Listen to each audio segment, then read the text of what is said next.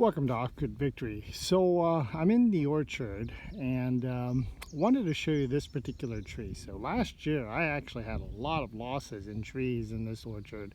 So I have probably altogether about 100 fruit trees all over the place on my property.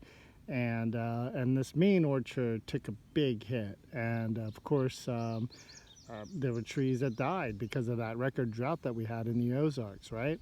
So this particular tree, although it looks dead, and actually it is dead up there, but what I wanted to say is not all the trees are dead, and there may be a compelling reason why you don't replace a tree like this. And so let me show you that.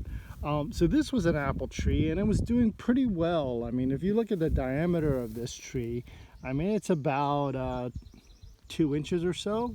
And this tree's been in here probably, I would say, about 5 years or so.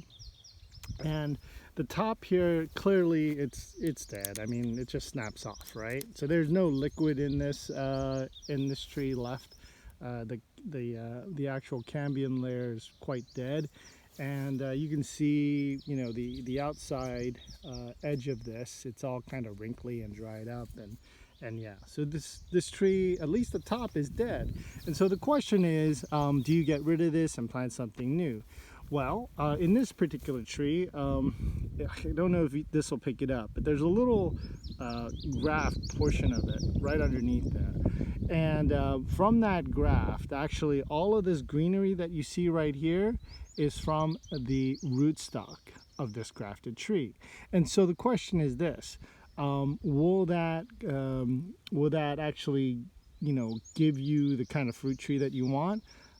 It's probably highly unlikely, because that's why they graft trees, right? To give you something that is, you know, known and will taste the way it's supposed to. Like this one, I think, was a pink lady variety, and of course they planted and used the rootstock of whatever apple tree that was hardy, right?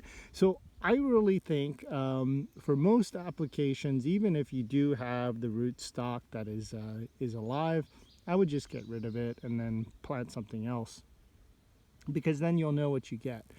Now this particular tree, I might leave alone, because even if it's a crab apple, like let's say the rootstock was a crab apple tree, and you can see it's really bushing out there, it's still useful on the homestead. So instead of spending money and investing more money into replacing this tree, I'm going to leave it alone. Alrighty, shalom. Let me know what you guys think.